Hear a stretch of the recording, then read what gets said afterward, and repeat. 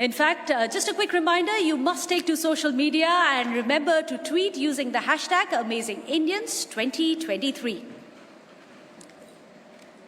In fact, we are going to now hear from our Amazing Indians Award 2023 Grand Jury as well, and we have set a very hard task for them with the quality and the merit of the nominations we have shortlisted for them to choose our winners from.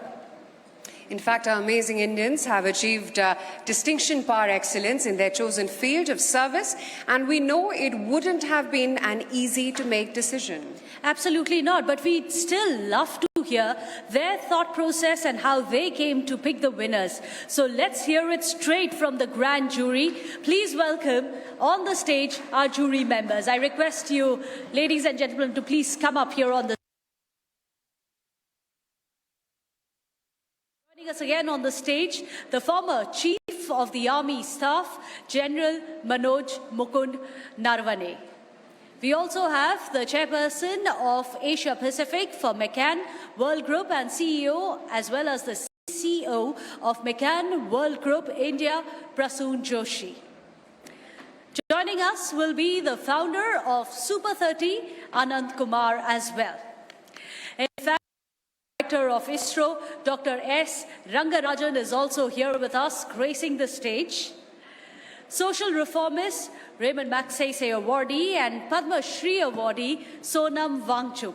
Sir, request you to please come on the stage with us.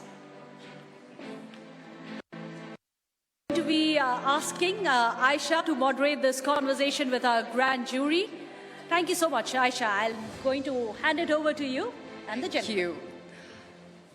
Well, I must say I'm feeling the luckiest of them all right now to be with our super jury.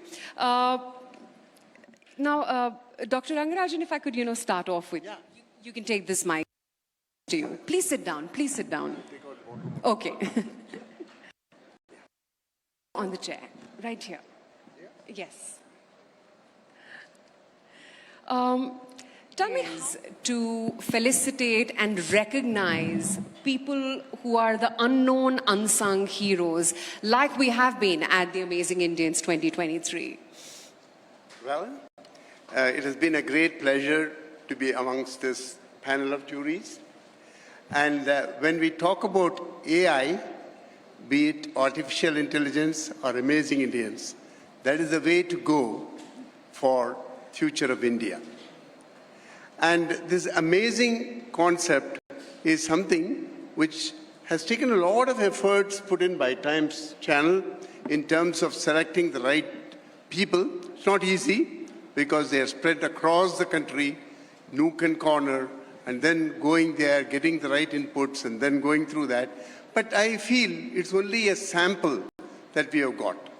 In fact, when I took over as a director of one of the ISRO centers in way back in mid-80s, I realized that I must go and look for amazing people among my staff, and I was surprised pleasantly to see that every Indian is amazing.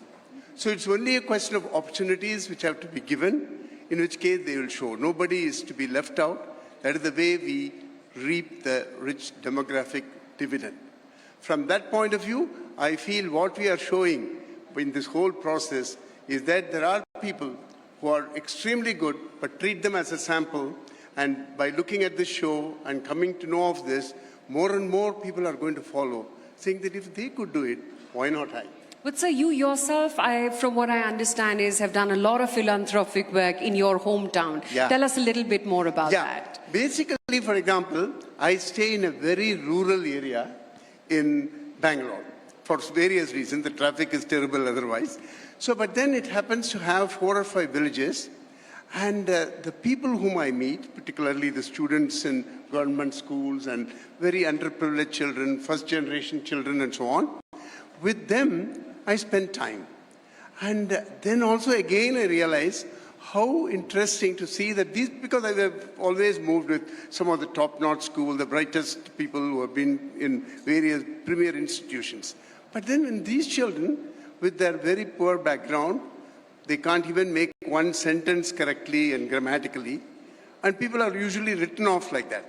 But when we go and discuss with them and make them take to the right path,